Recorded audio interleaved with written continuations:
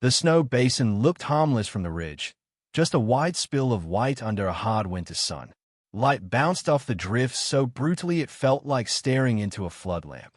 Far below, scattered rock spines clawed up through wind-packed crust, half-buried, dark and useless as cover. Beyond them, a shallow bowl dipped like a waiting palm. The patrol element crested the ridge in a staggered file, boots biting into the crust, shoulders hunched against the wind. Their breath came out in quick ghosts.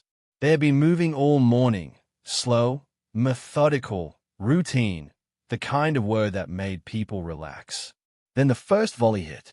Not wild, not panicked. Two tight bows, measured, deliberate, ripped across the basin and snapped into the snow directly in front of the lead team. The impacts punched neat little geysers of powder that looked almost clean from a distance, like someone flicking handfuls of flour into the air. The squad lead threw an arm down, hard, and everyone dropped. The snow wasn't soft. It was a brittle crust over packed ice, and it scraped through fabric like sandpaper. They flattened into the dip, exactly where the terrain sank into the natural bowl. A second volley came a heartbeat later, walking closer, pinning them deeper. They hadn't even seen the shooters. The sound arrived in pieces, cracks, then echo, then the wind swallowing everything. Contact, the comms specialist tried to call. The radio answered with a single burst of static, then cut off midword like someone had closed a fist around the signal. For half a second the channel filled with tearing noise, jagged, artificial, and then dead. He slapped the side of the handset, switched, tried again. Nothing. A jamming field, clean and confident. Whoever had set it up didn't just want them hurt. They wanted them blind. And signals flashed. Fingers pointed.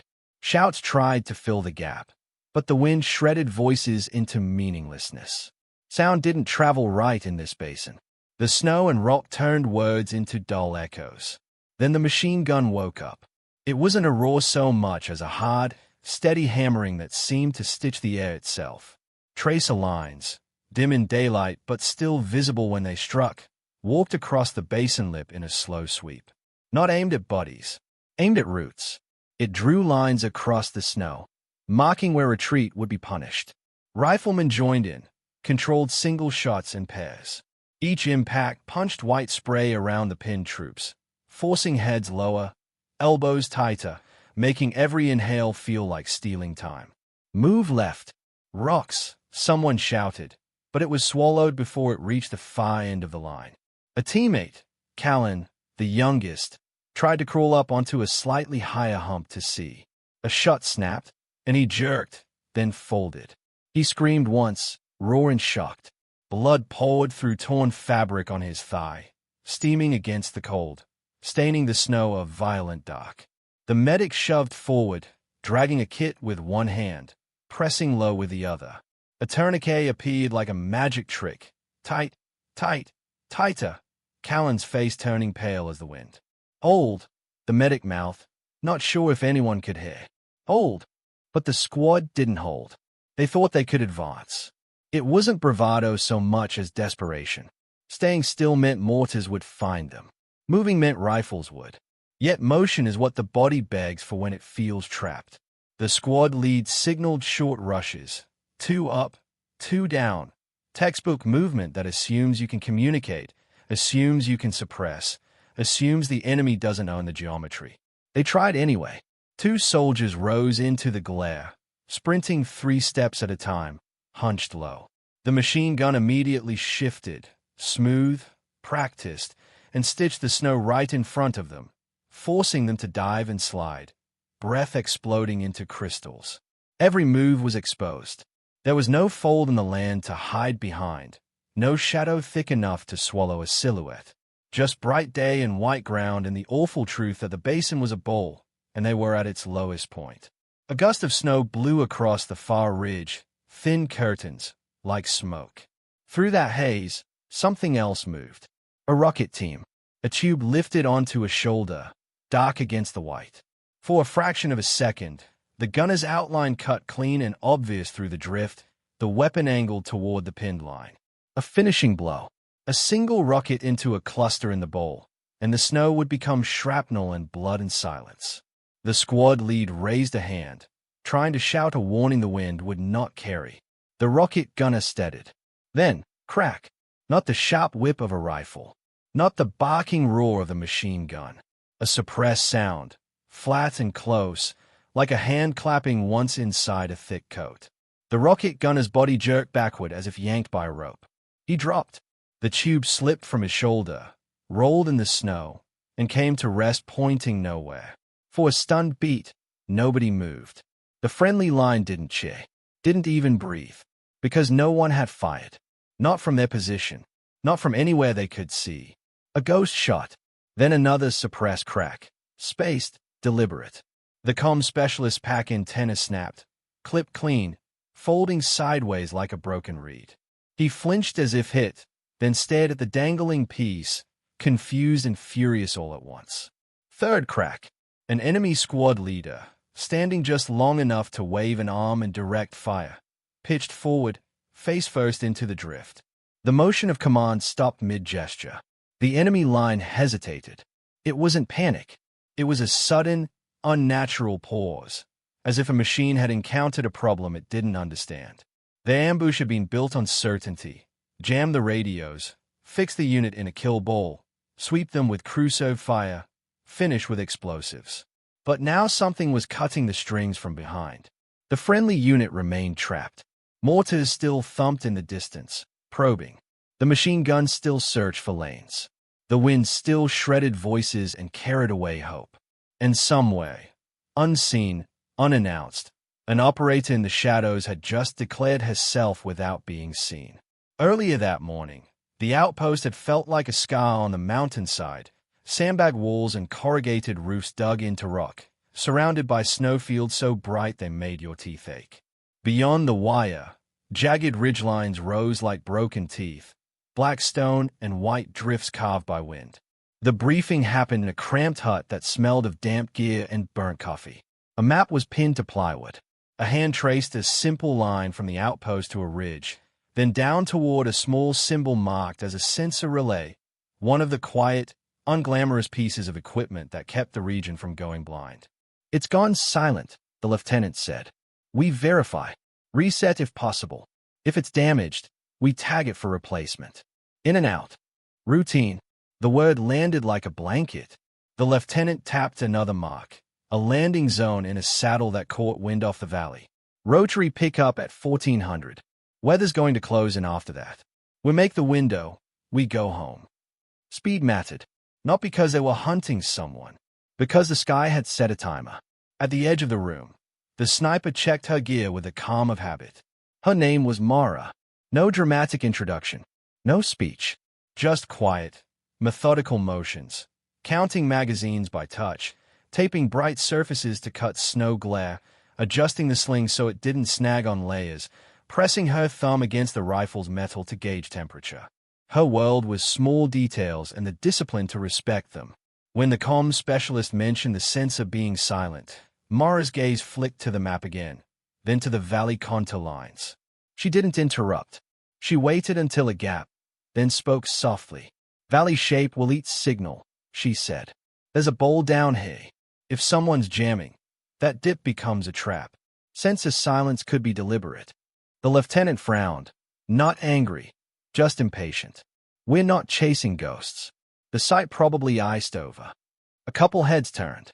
A few smokes. One of the riflemen, confident and loud even indoors, leaned back and said, "Snipers seeing conspiracies again.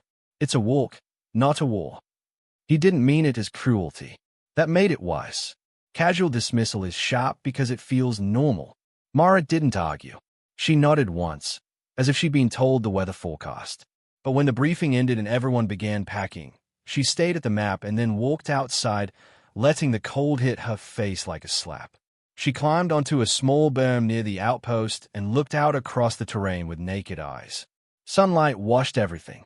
Shadows were thin but present, black lines where rock seams cut through snow.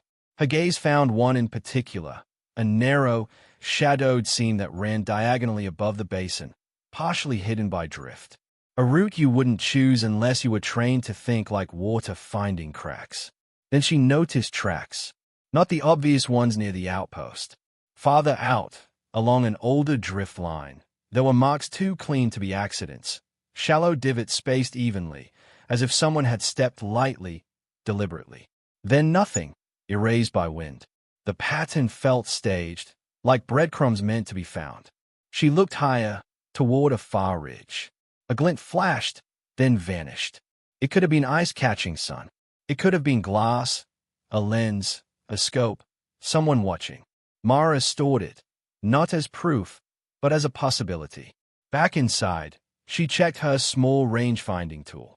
The battery indicator flickered low, a soft warning. She considered asking for another, then didn't. In a place like this, you learn to work with what you had. They stepped off in a staggered column. Squad lead up front pushing tempo. Medic tucked in the middle with minimal supplies. Comms specialist carrying the relay antenna. Heavy gunner lugging limited belts. And rifleman spread between. No one assigned Mara a place. She drifted to the rear on instinct, taking overwatch because no one else claimed it. It wasn't glory. It was responsibility. Watch the blind side. Watch the high ground. Watch the places where trouble breeds. As the outpost shrank behind them, her gaze kept returning to the basin ahead. The bowl shape was subtle until you were close.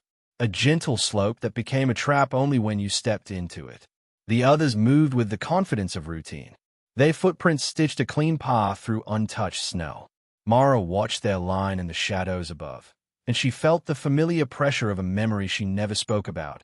A time when routine had turned into screaming and broken radios and a friend bleeding out because the wrong person had been dismissed. She didn't let the memory slow her. She just tightened her gear, lowered her head against the wind, and kept scanning. When the ambush hit, it hit like a door slamming. In the basin, enemy fire wasn't random. It was layered. Rifle shots pinned heads down. The machine gun-shaped movement like a shepherd's stick. Then mortars began to speak. Dull thumps from far off, followed by impacts that punched up fountains of snow. Not direct hits at first. Bracketing, probing, finding the range. The unit tried to shift left toward the nearest rock spines. From a distance they looked close. In reality, the snow between was deeper than expected. Boots sank to shin and knee, turning every crawl into a slow-motion fight. Each movement threw up spray that betrayed them against the white. The comms specialist rolled onto his back, held the radio up like a prayer, changed frequencies, cursed, tried again. Static hissed, then nothing. The jammer was strong and directional, built for this terrain. The medic crawled to Callan. The tourniquet was already tight, but blood still seeped. The medic's hands moved fast, precise, but his eyes kept flicking up toward the ridge line where death waited. He wasn't just treating a wound. He was doing math. How long can we carry him? How fast can we move? How much time do we have before the sky timer runs out? The heavy gunner tried to suppress. Short bursts. Controlled. Each burst bought seconds. Each bow spent a belt that could not be replaced. The enemy used daylight like a weapon. Their positions hugged shadowed rock lines, where glare didn't blind them. The friendly unit lay in open brightness, squinting through snow glitter that turned vision into pain. A second casualty happened fast, shrapnel from a mortar probe, a slice across a shoulder. Not lethal, but enough to spike fear. Enough to add another weight to carry. The squad lead tried to reassert control with hand signals. 2 fingers left. Palm down. Move. But gusts of snow swept through, collapsing visibility for seconds at a time. The battlefield blinked between clear and blind. Clear and blind. The mortars tightened. Impacts walked closer, closer, closer, each one forcing a choice. Stay pinned and be bracketed into a kill, or move and be shot crossing open snow. On the far ridge, figures began to shift.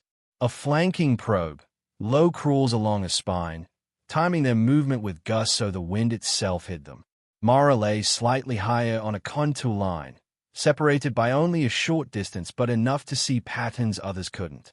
Her eyes tracked the way fire intensified when the comms specialist moved, how the machine gun sweep changed when the relay antenna shifted position. They weren't just trying to kill the unit. They were trying to keep them here, hold them in the bowl, keep them deaf. Keep them looking the wrong way. Mara's gaze flicked toward the direction of the sensor site, beyond a ridge fold, out of sight. A thought landed, heavy and cold. While this unit was being pinned, someone else was doing something at the site. Stealing, destroying, planting something. Anything that required time and privacy. Another mortar impact kicked up snow close enough that ice pellets rained down on Mara's helmet like gravel. The squad lead looked back, his face taut, lips moving in a shout she couldn't hear. She made the decision before anyone could argue. She would move alone. Not a hero's choice. A necessary one. If the geometry didn't change, the squad would be erased, one careful layer at a time. She slid backward, low, using a shallow crease in the snow to hide her movement. Then she angled toward the shadowed rock seam she'd noticed earlier. The seam was half buried, a dark cut in the white. A gust swept through, and in that brief curtain, she vanished. Down in the bowl, someone saw her go and misread it instantly. Thought abandonment.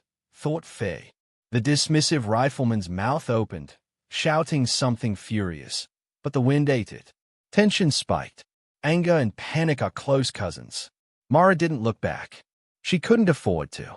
The basin behind her roared and cracked and thumped, and she slipped into the seam's darkness like a needle into fabric, carrying the unit's only chance with her. Inside the rock seam, the world changed. The wind still screamed overhead, but the seam muffled it into a lower, steadier roar. The stone was dark, sharp, and cold enough to burn through gloves if you held it too long. Snow had packed into the crack in places, forming brittle ledges that could crumble if stepped on wrong. Mara moved like she belonged here, slow when she needed to be, fast when the terrain offered cover. Her boots found purchase in shallow holds. Her shoulders turned sideways to slip through tight gaps. Her rifle stayed close, controlled, never banging against rock. The route was ugly.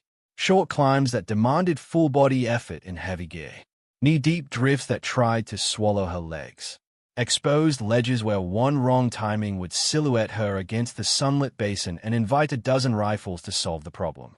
She timed her movement with a battlefield's rhythm. Mortar thump, move. Impact, pause. Machine gun surge, move. Gust, freeze. It wasn't superstition. It was using chaos like camouflage. Her breath fogged her face covering. Condensation threatened her optic lens, turning clarity into blur.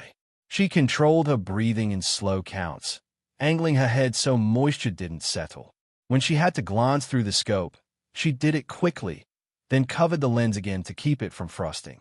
Halfway up, she checked the small range-finding tool again. The screen flickered, dimmed, then died completely. Battery gone. For a second, irritation tried to rise. She crushed it. Manual estimation. Then, terrain cues. Known sizes. Holds and discipline. She didn't need a screen to tell her what she already knew. Above, something buzzed faintly, easy to miss under wind. Mara eased forward until she could see the basin edge through a narrow gap. A small drone-like shape hovered, scanning slow arcs. Or maybe it was a spotter team with glass moving along the ridge. Either way, it meant eyes were hunting. She pressed herself into the seam's darkest pocket and became stone. Seconds stretched. The drone drifted on. The scan passed. Only then did she move again. Time mattered. She checked the sun angle and felt the weight of the extraction window shrinking. If the unit missed it, they'd be stuck in the open with worsening weather and an enemy that had already shown patience. The seam opened onto a shelf, an angled ledge that overlooked the enemy's rear arc. From here, the enemy positions were suddenly obvious. A cluster of fighters near shadowed rocks, rifles steady. The machine gun set up on a slightly raised lip.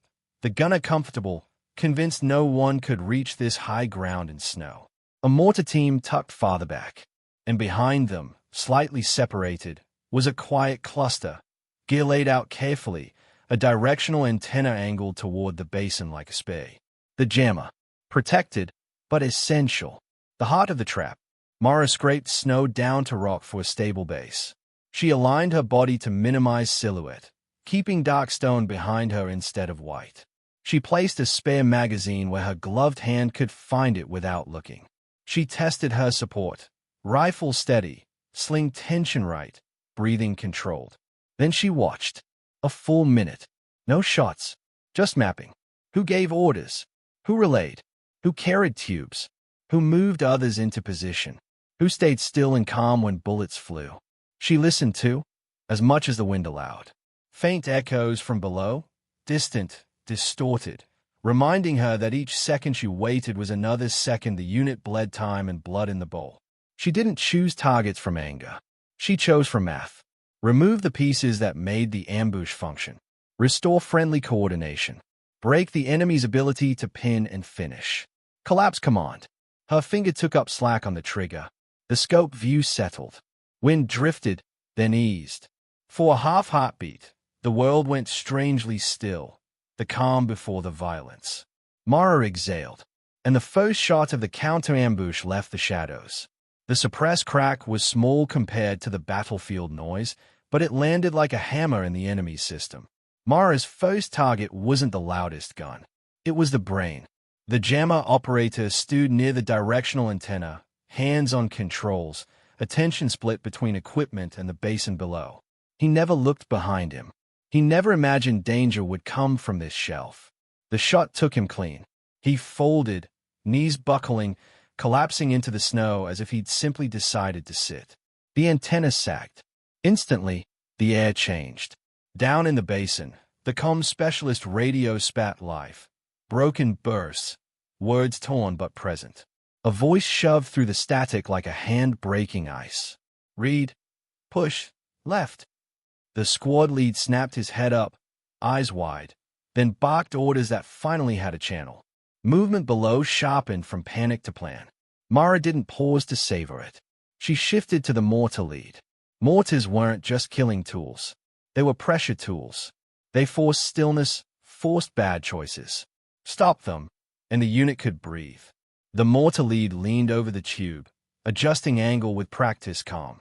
Mara estimated range without her dead tool, using the size of the tube and the spacing of the crew. She corrected for wind drift she could feel on her cheek. Second shot. The lead jolted, collapsed sideways, hands still gripping the tube. A crewman reached for him. Habit, not thought. Mara punished the habit. Third shot. The assistant dropped, face disappearing into drift. The mortar rhythm stopped mid-cycle. The tube sat silent, useless. Below, rifle fire still snapped, but the heavy thumps that had been walking toward the pinned line vanished. A weight lifted. Mara's target ladder continued. RPG team. The finishing blow. The rocket gunner raised the tube again, trying to recover from the earlier shock. Mara's scope found the silhouette and held steady. One fast shot. The gunner went down hard, tube sliding off his shoulder. The loader reached automatically. Mara fired again, not to kill, but to frighten with precision. The round punched snow inches from the loader's hand. He recoiled as if bitten, scrambling backward, abandoning the tube like it had become cursed. The enemy line began to fracture. Some fighters fired toward the wrong ridge, searching for a visible shooter that didn't exist. Others hesitated, looking to leaders for direction. That hesitation was a gift. Mara used it to set up the turning shot. She scanned for the true commander. Not the loudest man. Not the one firing the most. The commander was calm posture in chaos. The one who didn't flinch. The one who stood where he could see everything and move people with small gestures. She found him. He was slightly back, near a rock outcrop, using hand signals, face angled toward the basin. A moment of command, clean and confident, made him visible in a way fear never could. Mara settled the crosshairs and waited for the smallest lull in wind. The turning point shot broke the enemy's spine. The commander dropped forward into the snow, hands still half raised, signal unfinished. For a second, no one reacted.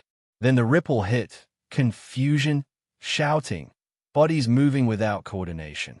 Enemy fire became reactive instead of directed. The machine gun's sweep lost purpose. Rifle shot snapped without pattern. Below, the squad exploited the opening immediately. The heavy gunner shifted fire, not trying to win, just trying to buy a lane. The medic and two others dragged Callan toward the rock spines, hauling him by straps and shoulders, leaving a dark smear on the white. The squad lead shouted into the newly breathing radio, voice sharp with relief and rage. Move! Move now! Rux! Mara didn't stay fixed. She knew what came next. A competent enemy adapts. And this enemy had already proven competence. A spotter, maybe the same glint she'd seen earlier, finally traced her cadence. Someone shouted and pointed toward the shelf. Heads turned. Rifles began to swing. A drone-like buzz grew louder, pivoting toward her position. The scan had shifted. The eyes were hunting the shadow. Then a climbing element broke off. 2, maybe 3 fighters moving along the rock seam below her, trying to get above or beside her shelf. They moved cautiously, but with intent. Heavier weapons repositioned. The machine gun relocated with a smoothness that spoke of training. And suddenly the ledge around Mara exploded with stone chips and snow spray. Rounds struck rock so close she felt the impacts through her ribs. Dust and ice filled the air, turning her small world into a stinging cloud. She didn't run. She micro-moved. Inches. A meter. A shoulder shift. A crawl to a slightly different pocket of shadow. She kept dark stone behind her, never letting herself silhouette against white. She allowed the machine gun to rake where she had been, not where she was. Her barrel warmed. Heat wasn't dramatic, but it mattered. Sustained firing could warp precision. Ammo mattered too. Each magazine was a number. Each number was a decision. She forced herself to pause, to let the fight breathe, to avoid becoming predictable. The drone drifted closer, its scan pattern tightening. Mara waited until it hovered in a slow, confident arc. Then she didn't shoot it. A tiny drone in daylight snow could be hard to hit, and missing would reveal more than it would solve. Instead, she hunted what fed it. A spotter below lifted glass, trying to confirm her angle. The lens flashed in sunlight. Just a hair. Just a flicker. Mara fired. The spotter collapsed. The glass tumbled, catching light once more as it fell, then vanished in the snow. The drone scan faltered, drifting uncertainly without guidance. The climbers kept coming. Mara felt them more than saw them at first. The shift of shadows, the crunch of snow that didn't match wind, the sense of pressure moving up the seam. She set a trap with patience. She let the lead climber get close enough to believe he had the shelf, close enough to commit. Then, when he lifted his head to search, she took him clean. His body slid backward, knocking into the second climber, breaking their momentum. The third hesitated, a human pause that gave Mara time to shift again. Down in the basin, smoke bloomed, gray against white.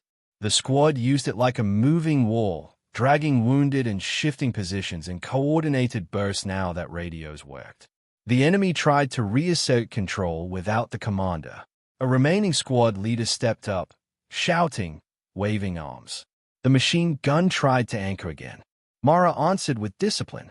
She took the last Crusoe gunner when he leaned in too comfortably, removing the suppression line that had made the basin a cage.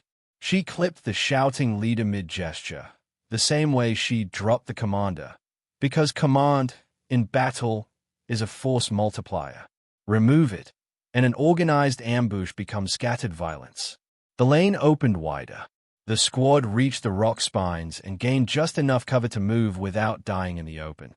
They pulled back toward the extraction coordinates. Still daylight, still wind, still tight on time, but now moving with purpose instead of panic. Mara keyed her radio briefly. Her voice came through calm, almost emotionless, not cold, just focused. Jamming's down. Mortars stopped.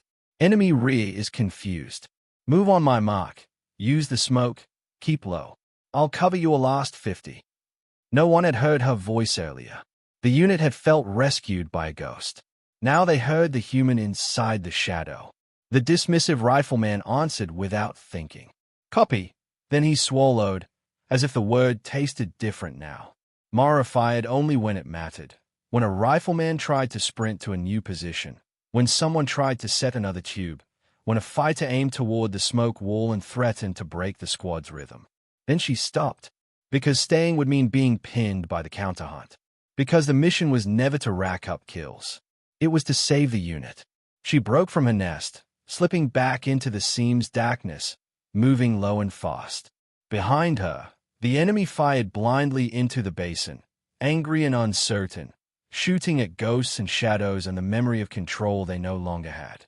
Below, the squad moved, wounded first, then guns, then everyone else, toward the extraction point, breath steaming, boots slipping, hearts pounding with the shock of still being alive. Mara moved to rejoin them, unseen until she chose otherwise. The extraction came in daylight, rotors punching the snow into a swirling storm. The landing zone was a saddle of rock and drift, exposed and loud. The squad arrived in a staggered line, smoke thinning behind them, eyes darting for pursues that never fully committed after the ambush collapsed. They loaded wounded first. Callan went up, teeth clenched against pain, face gray, hands shaking with the aftershock of surviving. The medic climbed in after him, still working, still counting breath and blood. The squad formed a tight security ring, rifles out, boots planted. Mara slipped into formation like she'd always been there, snow-dusted, calm, eyes still scanning ridgelines. No dramatic entrance, no raised hands, just quiet presence, the kind that makes you realize how close you were to never seeing anyone again. Back at the outpost, the debrief was clinical on the surface. Maps out, terrain lines traced, fire patterns reconstructed. The lieutenant's jaw clenched as he realized the truth. The ambush hadn't been designed just to kill a patrol. It had been designed to hold them away from the census site. A separate enemy team had been at the relay, stripping it, pulling data keys, removing logs, sabotaging components. Not random vandalism. Intentional blindness.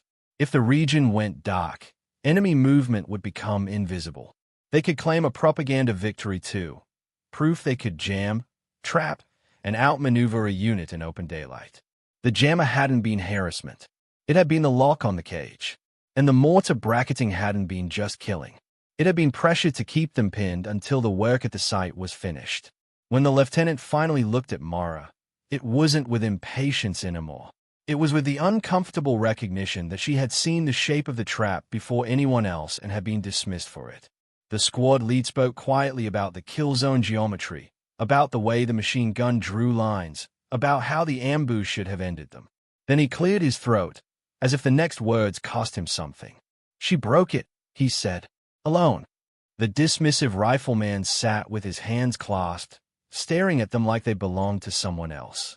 When he finally looked up, his eyes didn't have jokes in them. I didn't understand," he said. It wasn't an excuse, just a fact. Mara didn't bask in it. She cleaned her rifle with ritual calm, hands steady until she paused. Just once, and flexed her fingers inside her gloves, hiding a faint tremor the way she'd hidden herself on the shelf. Praise can feel like sunlight on a bruise. In a quieter moment, someone asked about a shot she hadn't taken, the one where a target had been too close to someone who didn't belong in the fight. Mara didn't give a speech. She just said, "If you start trading your line away, you don't get it back." Later, when the outpost lights dimmed and the wind settled into its night voice, Mara stepped outside alone. The basin was far away, unseen, but she could picture it perfectly. Bright snow, long sight lines, a bowl that wanted to be a grave. The world looked calm again, almost peaceful, but the shadows were still there, thin lines along rock seams, places where light couldn't reach. And Mara stood at the edge of one of those shadows, breathing slow, letting the cold clean the noise from her head. Because that's where she lived, not in the cheering, not in the stories, not in the loud parts. In the quiet spaces where fear becomes function. In the shadows that keep other people alive.